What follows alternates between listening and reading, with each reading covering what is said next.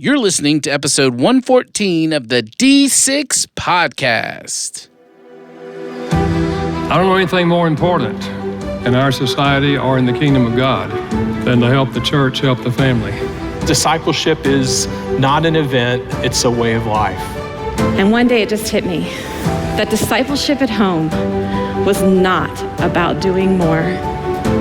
It was about inviting Christ into what we were already doing. The goal of family ministry is not families sitting on the couch holding hands and singing Kumbaya. The ultimate goal is families that love God, love people, and make disciples of all peoples. So that's why you're here. You're here to say 1 hour a week, as significant and as awesome as it is, we know that it's not enough and we want to be intentional with every hour. You're listening to the D6 podcast. Here's your hosts, Ron Hunter and Jeremy Lee. This is the family ministry podcast that helps you connect the church and home. And today we're talking about apps and technology and software that's going to help your ministry. Michael Covington's going to be bringing that to us. I think, and as I'm doing this, Ron is texting right now. We're recording, Ron. Get your head in the game, man. We're going to be talking about technology. I figured I'd be using an app right now, just getting prepared for Michael's talk. And there's my question. What is the app or apps that you use the most to be efficient in your life? Oh, me. It's definitely on my home screen. I mean, it's very evident. Waze. Waze. The Waze, absolutely, for driving. Twitter. And, of course, I've got the Dropbox app, the Starbucks app, Expensify, and then, of course, my travel app, Southwest and Hampton Inn, Hilton apps. Which speaks to your life. It does speak to my life. How about you? What's on the top of yours? I'm going to reach for my phone. Okay. Because I was emotionally present. I had it put up. Well, I can multitask. Guys, we love each other. That's right. We love each other. My family always said, we know you love each other when we pick on you. There you go. Okay. So I've got Wunderlist for task management, Pro Knockout to cut out pictures for GIFs. Mm-hmm. I've got Instagram, Facebook, LinkedIn, Twitter, Pinterest. I've got Google My Business, which helps. There you go. Yeah. I'm not done. I mean, look, I've got Canva, Pic Collage, Repost, Legend, InShot, Texting Story, Periscope, What the Font. That's a good one. Boomerang, Lively. I've got HQ. Do you play HQ? I do not play HQ. Oh, you're missing out, my man. We may have to talk afterwards. I've got Dropbox, 1Password, Nest, Circle, Fandango, GroupMe.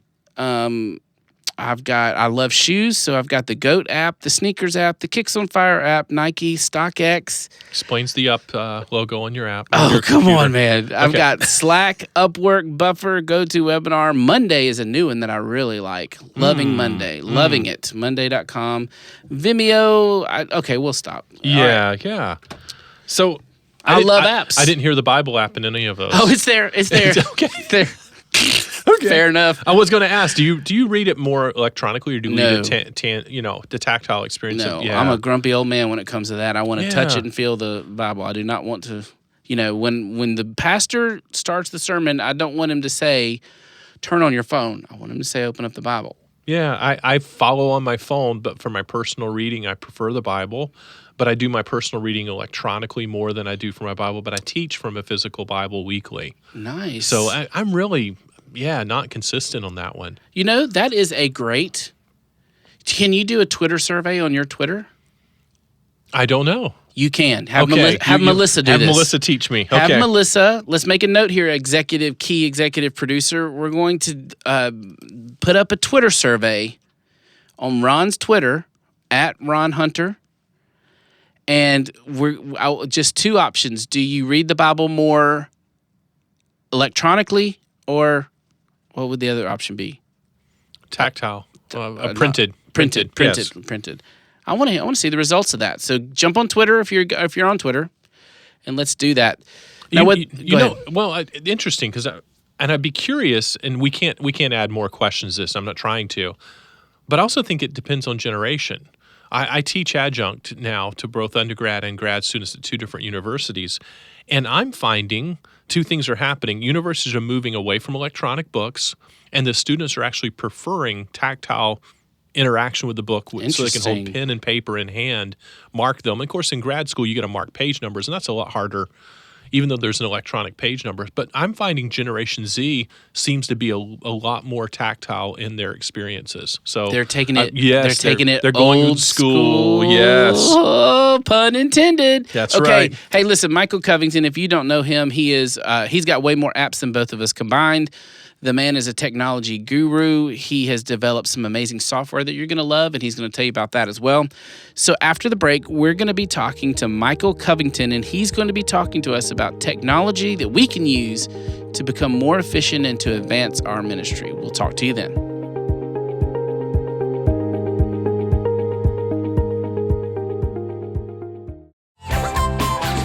Hey everybody, it's your good friend Pastor Steve with the Elements Kids Worship team.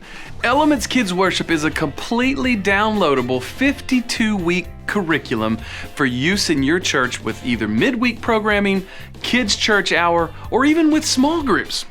Through Elements, kids experience deeper growth and understanding of what it means to walk with Christ. This is accomplished by teaching firm biblical truths and emphasizing the need for kids to not only understand what the Bible says, but to apply it to their own personal lives. Elements Kids Worship is a valuable and economical tool for your church to use to impact kids with the elemental truths of God's Word. Oh, hey, one more thing. Be sure to head over to d6family.com to check out Elements Kids Worship for yourself.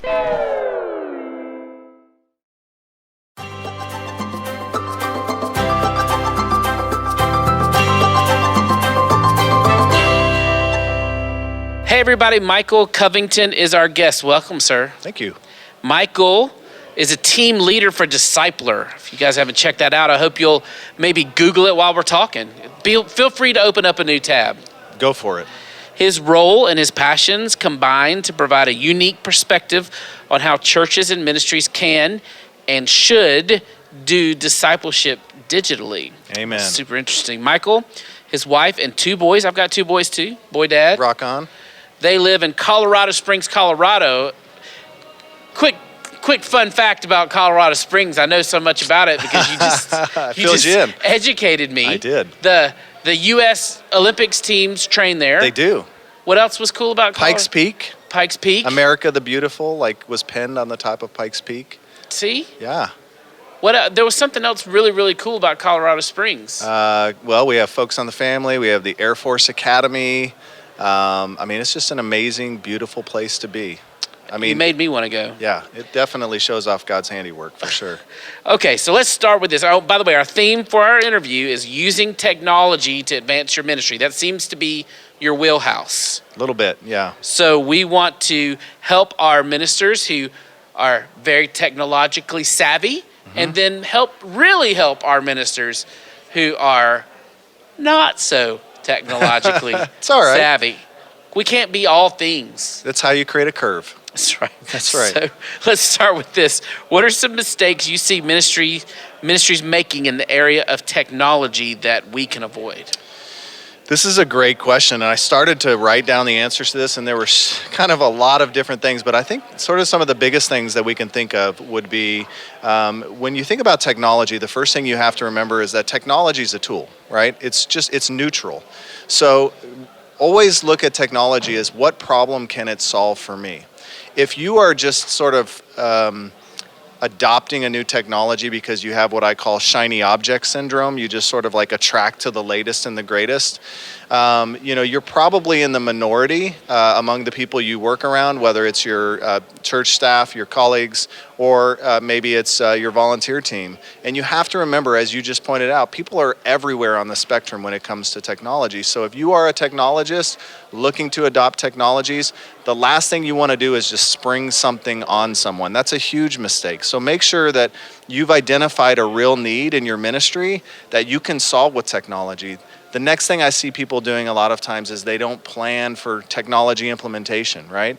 So they think, oh, I can get this. It's easy. I can just install this in 5 minutes. We'll be up and running. The fact of the matter is that there's always a learning curve involved with any technology, no matter how simple it is. And so a lot of times what we fail to do is we fail to think about, how am I going to train everybody? What does success look like when this technology is fully implemented in my ministry? And so by thinking that way, what we'll begin to do is say, okay, how do I get to that? What does done look like for me? And how do we incrementally get there? And then you'll start to think about the people that might be sort of the laggards or the Luddites who aren't ready to fully embrace technology. The other thing I would say, and I don't know that it's a mistake so much as sometimes we think we're serving people by not asking them to use technology. I actually had a conversation a little earlier on today with a children's pastor who's here, and he was telling me they use Discipler, and he was saying, some of my teachers, I haven't asked them to use it because I just know they won't. And I said, well, because you haven't told them they have to. And so sometimes we have to challenge people. We have to pull them along and realize that if we're going to be speaking a digital language to digital natives, we have to train ourselves. It's uncomfortable. We have to pull ourselves out of our comfort zone and make sure that we're actually doing what's necessary to do what I call digital discipleship. And doesn't it feel sometimes like the church almost lives in technological extremes? It feels like they're either like back in the 70s, but also I would say we've got some hipster churches that are a little bit too technological. 100%, sure. Like, I saw the other day, they were like making videos for their worship team, full-produced videos for their worship team on the different altos and all that. And they're producing these, they're like doing a television show just to be able to sing a song? Yeah, That's too much, no, right? No, absolutely. And and that's fine. I think it's good to sort of understand what's on the cutting edge or the bleeding edge, but that certainly isn't where everybody lives, right? And so what we have to do is make sure that we're serving people in a way that that they can sort of maybe just kind of stretch just a little bit. And so one of the things I talk about all the time, like for instance with Discipler, we're a digital delivery platform for curriculum, and we give churches the tools to be able to manage their volunteer teams along with the resources they need to do ministry. But we always make it available for people to print things out because we understand that while print is sort of something that is, 20th century, right? So 1900s. I know, right? Gutenberg and all that stuff. We recognize that there are just people who aren't far enough along. So what I always say is we have to build a bridge to the past, and we have to bring people across that bridge. All right, well, let's get across that bridge now. Okay. Everybody wants apps. Yeah. I'm asking this question a lot because I actually want to know about new apps. Cool. So give me your 5 best apps that a minister can use in ministry. I don't like best lists because there's so many, but I'll give you some good ones. And I don't know that I have 5. I started thinking through it, and I have a few. Okay, so here's the first one. The first one I recommend for churches is a new startup out of Southern California called Tithely, tithe.ly. Now, there are giving apps out there, right? My church uses one of these church apps, and when I show up to church, this is how it works. I go during the offertory to give my offering, and so I open up their app, and I hit give, and then what's it do? It takes me out to a website because the app is in Apple, and if they were to accept a payment inside of Apple, they'd have to give Apple 30% of my tithe or my offering, which is something they can't do.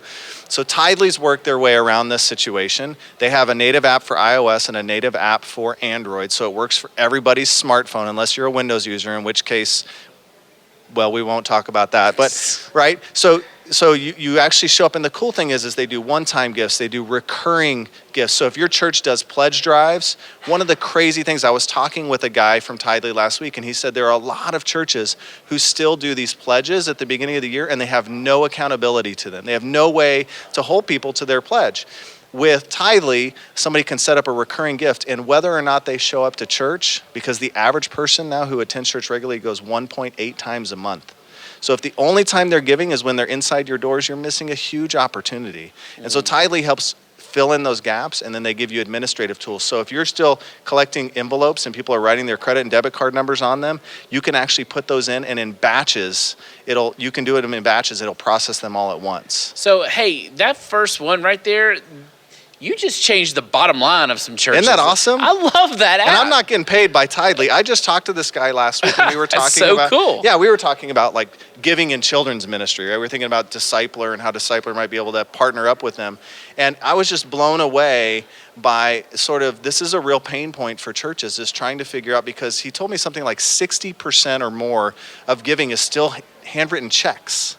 So they're working on a solution for that as well, for churches to be able to process those digitally, electronically. And there's no contract, and it's like you pay a very small fee per transaction, but it's so worth it, and the time and the headache and the hassle you have to go through to manage offerings and giving. So that was one. Another one, a friend of mine, Kevin Kim, is the director at Crazy Love, which you may sound familiar. Francis Chan, that's his ministry out in San Francisco.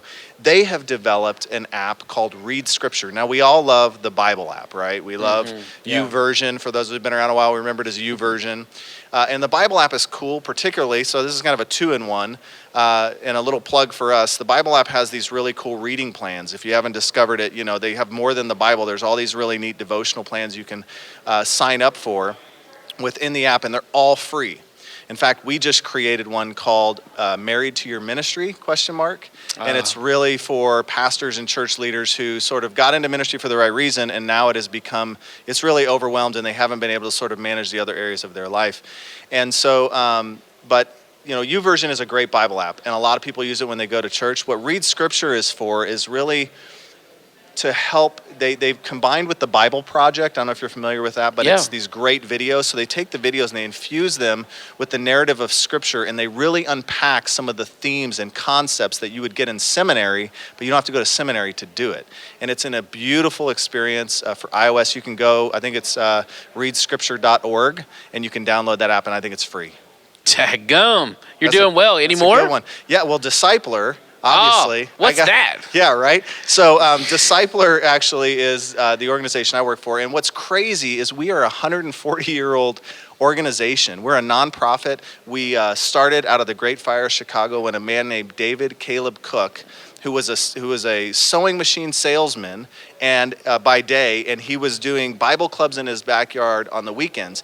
And he would utilize his knowledge of mail order to start sending out these Bible lessons, and they got so popular, and that's how David C. Cook was born. And so we've been around for a really long time. Our heritage is in Sunday school and VBS and children's church and all of that.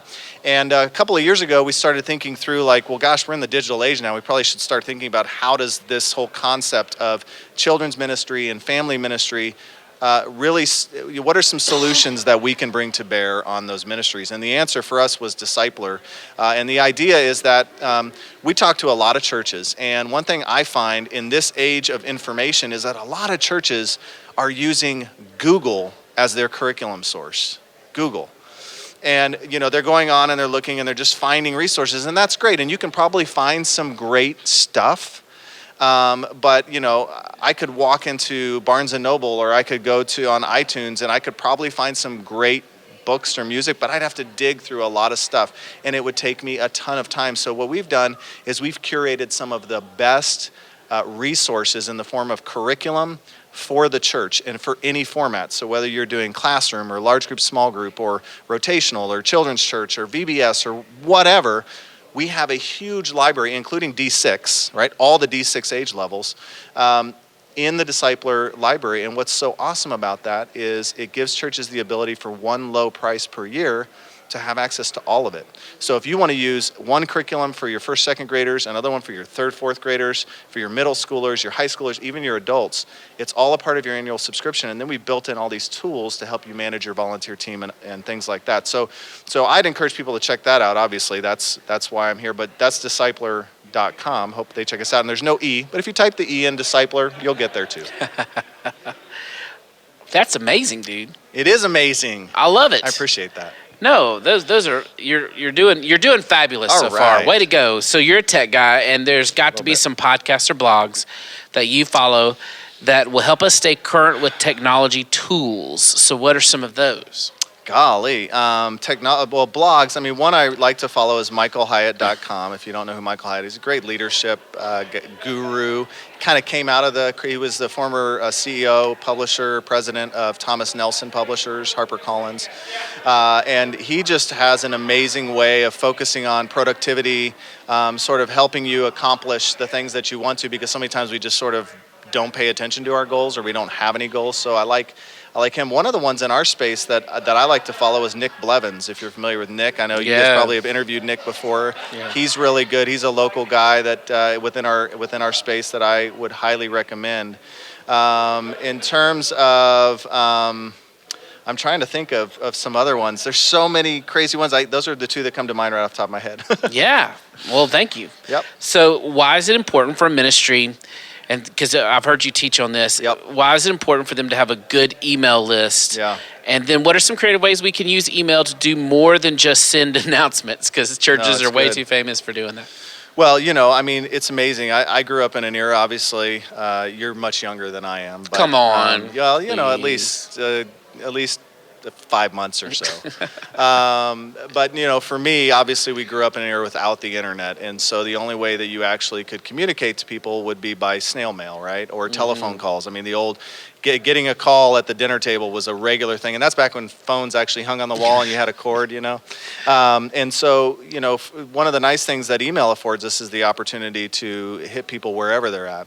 And as crazy as it sounds, I mean, we all get spam. I actually have set up a folder in my email for bacon, which is like spam that I've subscribed to, right? So that's like all the coupons and other things. And so I've never heard that. Yeah, you got spam, you got bacon, right? And so so we kind of have learned, and the tools are getting smarter too. So if you use Google or Inbox by Google or even Outlook now, if you're using that in your workplace, a lot of times they're filtering out priority emails from other things that aren't priority or putting them into commercial, et cetera.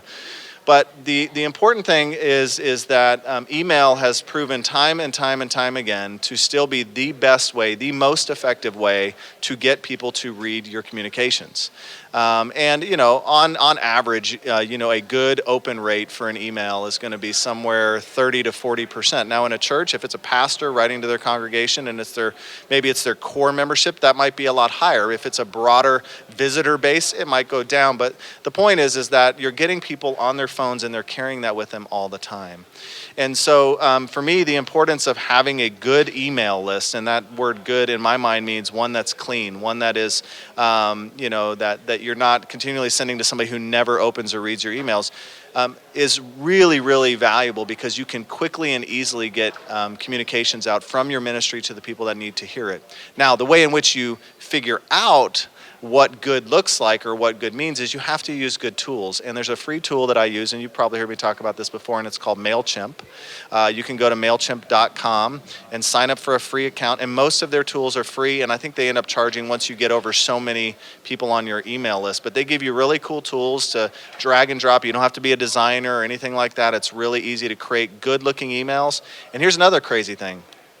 When you send an email, if I send an email to you and I send an email to 10 other people, it might look 10 different ways depending on what email client they're using on their phone, on their desktop, on their tablet, wherever, and they're using Gmail, Inbox, Apple Mail, whatever they're using.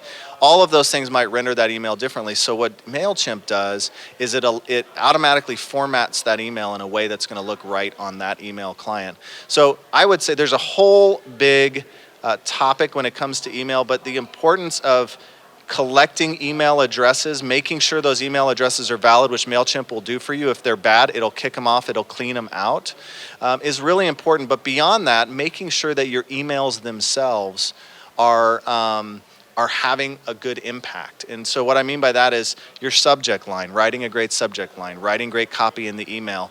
And in MailChimp, you can actually do what they call an A/B split test. And so you can send the same email with maybe one variant, a different subject line, a different graphic, maybe a different opening paragraph.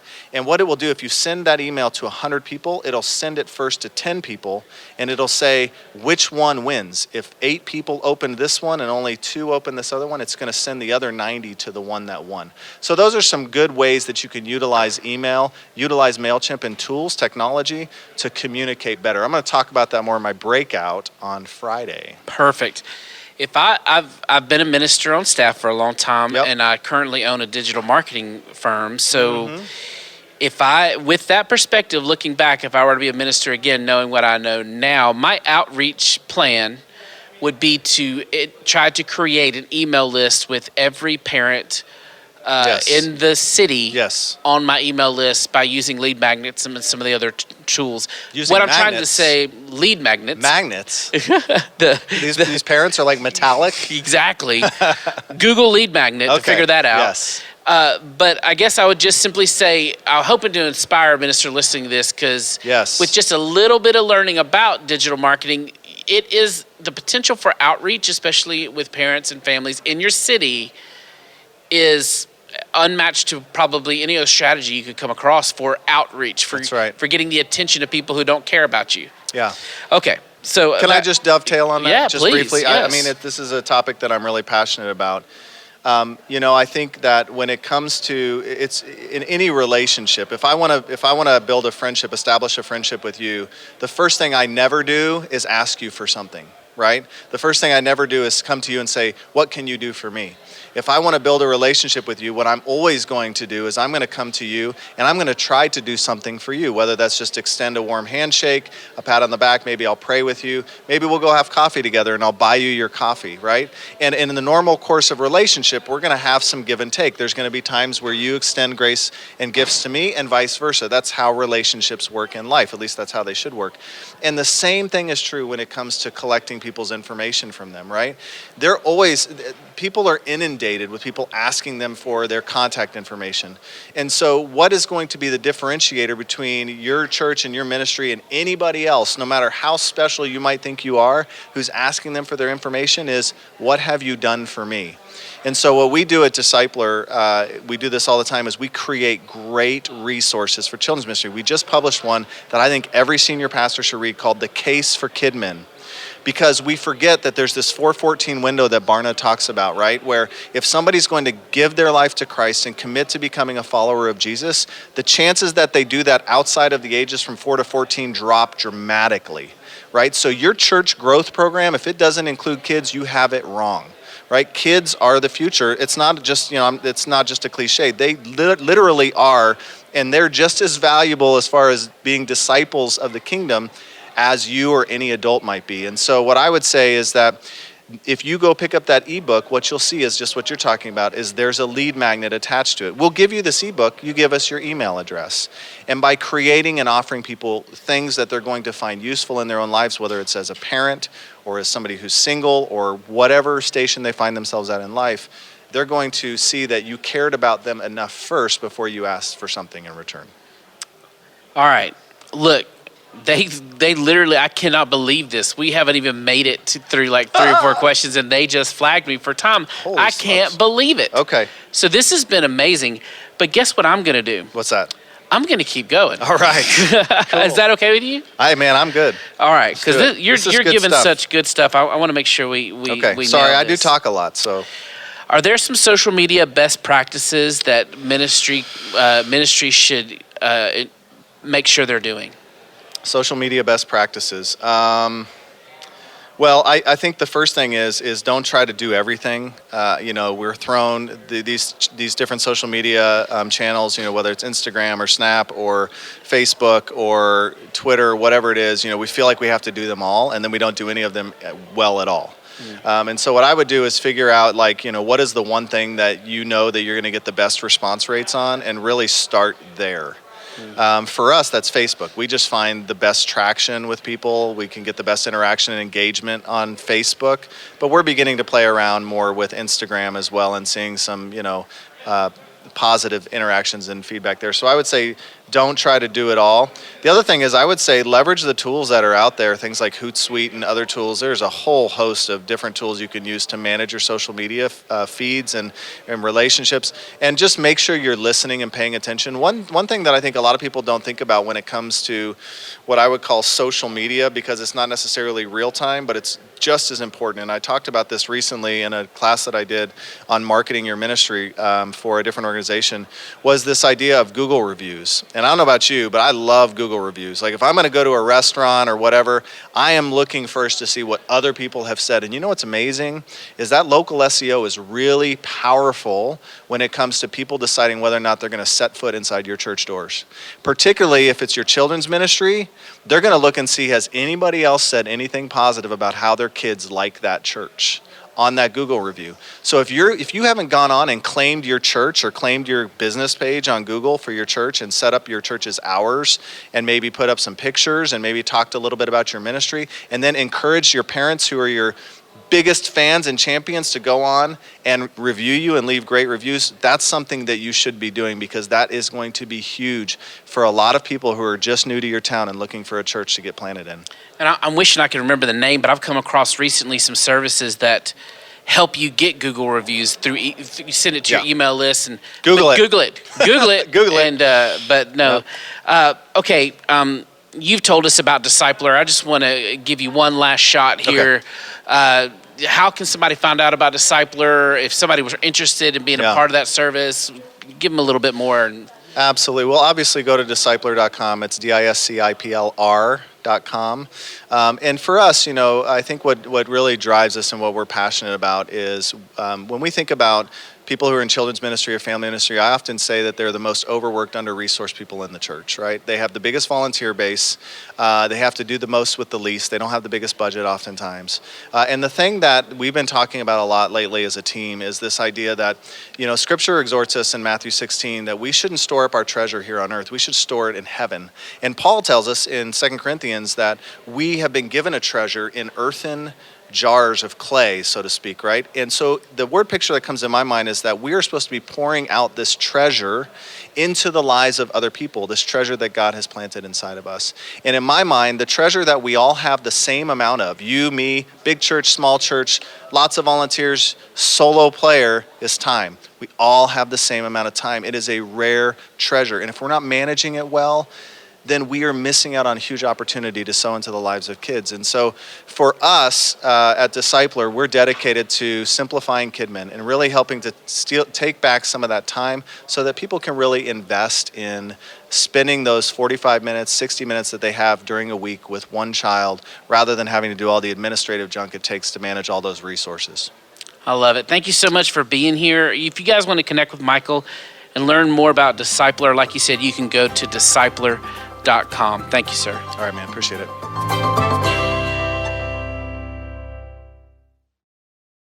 Splink is a simple way to help families in your church link together spiritually. It comes as a free weekly email with ideas that parents can use to have fun, make memories, and talk with their kids. Those teachable moments give moms and dads opportunity to share spiritual truths and life lessons. And no matter how busy life is, there's always time to Splink. Share d6family.com with the parents in your ministry so they can sign up today to start receiving free weekly Splink.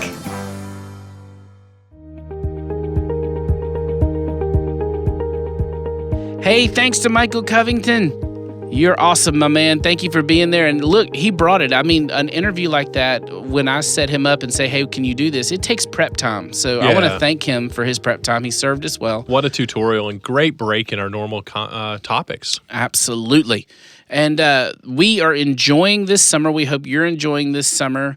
Want to remind you, we mentioned this a couple of episodes ago, but I want to bring this back because I do think this is just a great season for the D6 study guides, the devotional study guides. It's one of the things that when somebody asks me about the D6 curriculum and they say, what makes it unique? I bring this up as one of those topics because it's unique that you guys produce, in essence, magazine-like study guides that go along with your material. And it's the kind of thing that somebody can take on a summer trip. That's why I'm bringing it up, and it's timely today. So talk to us a little bit more about that before we sign off. Yeah, Jeremy, I really do. I think in the summer, it's easy for all of our routines get to pushed aside, and our even our home life isn't quite the norm. But the last thing that we need to do is push our discipleship, our devotion time aside. And our devotional study guides, our devotional magazines really let it fit into the normal busyness of the summer, the routines. And every family member has an age-appropriate magazine written, designed, illustrated for their own age that's interactive. It's not just reading. There's thought-provoking questions. And moms, dads, I'm going to tell you, there's some really cool sidebar questions that cause you to look cool asking your teenager or your kids about the items they're reading. Don't play it guilty, but it'll be good, thought-provoking, honest conversations. And I know some parents out there that struggle for how to connect with their kids. Let us help you with that, and let us help you to do it around biblical content. Now, this is our second time to talk about this. Yeah, we did probably this won't bring it up for a while. 3 weeks now. ago, 4 weeks ago, yeah. But I'm thinking if somebody's heard this now twice and they're interested, if they're a minister that's interested, can they get a sample of this? Like, is there a way for you to get it? Do you guys send samples? Yeah, we do. We online. Again, we just talked about Michael Covington. Why not? Let's do it digitally. So let's go to d6family.com, click on the curriculum, and take a look at the digital samples that we have there for you. Perfect. Yeah. Perfect. So if you guys want to see what we've been describing it now a couple of times, and you're like, well, I'll take a look at it. You can go there and check it out. And we want you to also check out next week when we have Sandy Atwood as our guest, the Sandy Atwood. She's been on before, again, no stranger to us. One of the most practical approaches to helping us understand her topic, which is the Dummy's Guide to D6. Yep. So here's what we want to do. We wanted to get this produced and out there for the people who just don't understand the kind of philosophy behind D6, because you guys have been around for a really long time, and we have to honor the fact that there are new people to this movement and they need to be educated. And so That's right. Sandy's going to remind us of what it was all about and hopefully introduce to new folks why D6, what it is, what it's about, and the whole philosophy of it. And that is next week. So we hope you'll join us. Thank you guys for being with us. We hope you have a great week of ministry.